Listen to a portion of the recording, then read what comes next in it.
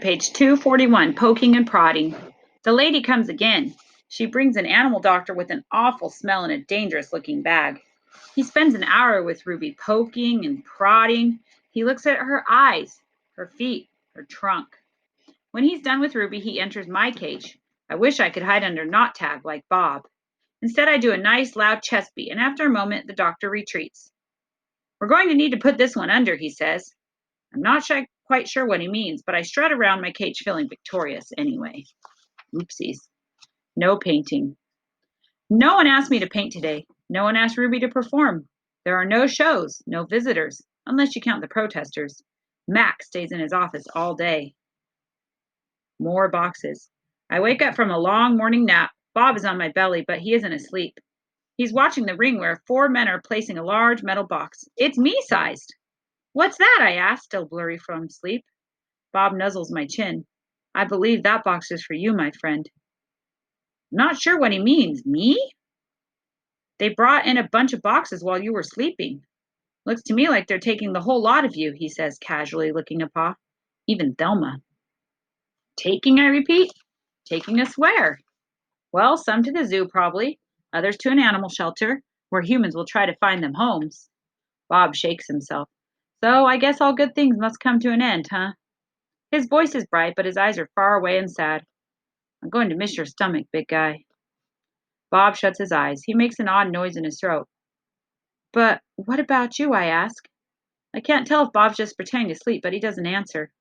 I gaze at the huge shadowy box, and suddenly I understand how Ruby feels. I don't want to go into that box. The last time I was in a box, my sister died. Goodbye. When George and Julia come that night, George doesn't get his mop or his broom. He gathers up his tools and belongings while Julia runs to my cage. This is my last night, Ivan, she says, and she presses her palms to my glass. Mac fired my dad. Tears slip down her cheeks. But the zoo lady said maybe they'll have an opening there in a while, cleaning cages and stuff. I walk to the glass that separates us. I put my hand where Julia's is, palm to palm, finger to finger. My hand is bigger, but they're not so very different. I'm going to miss you, Julia says, and Ruby and Bob. But this is a good thing. Really it is. You deserve a different life. I stare into her dark eyes and I wish I had words for her. Sniffling, she goes to Ruby's cage. Have a good life, Ruby, she says. Ruby makes a little rumbling sound. She puts her trunk between the bars and touches Julia's shoulder. Where is Bob anyways? Julia asks. She looks around. Under tables, in my cage, by the trash can. Dad, she calls. Have you seen Bob? Bob? Nope, George says. Julia's brows wrinkle. What's going to happen to him, Dad? What if Max shuts down the whole mall? He says he's going to try to keep it open without the animals, George says. He stuffed his hands in his pockets. I'm worried about Bob too, but he's a survivor. You know what, Dad? Julia gets a gleam in her eye. Bob could live with us. Mom loves dogs, and he could keep her company. And, Jules, I'm not even sure I have a job yet. I may not even be able to feed you, let alone some mutt. My dog walking money. Sorry, Jules. Julia nods. I understand. She starts to leave, then runs back to my cage. I almost forgot. This is for you, Ivan. She slips a piece of paper into my cage. It's a drawing of Ruby and me. We're eating yogurt raisins. Ruby is playing with another baby elephant, and I'm holding hands with the lovely gorilla. She has red lips and a flower in her hair. I look, as I always do in Julia's pictures, like an elegant fellow. But something is different about this drawing. In this picture, I am smiling. But Julia has a lot of hope for him and for Ruby. Click. The door to my cage is propped open. I can't stop staring at it. My door. Open. The giant box has been moved and it's open too. The humans have pushed it up against my doorway. If I walk through my door, I enter their box. The zoo lady, whose name is Maya, is here again. Click. Yogurt raisin. Click. Tiny marshmallow. Click.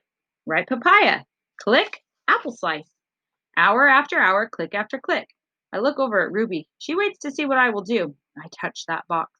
I sniff the dark interior where a ripe mango awaits. Click, click, click. I have to do it. Ruby is watching me from between the bars of her cage, and this box is the way out. I step inside. And I did. After I leave the box and step back into my cage, I get an idea. A good one. I tell Bob he can sneak into my box with me and live at the zoo. Have you forgotten? I'm a wild beast, Ivan, he says, sniffing the floor for crumbs. I am untamed, undaunted. Bob samples a piece of celery and spits it out.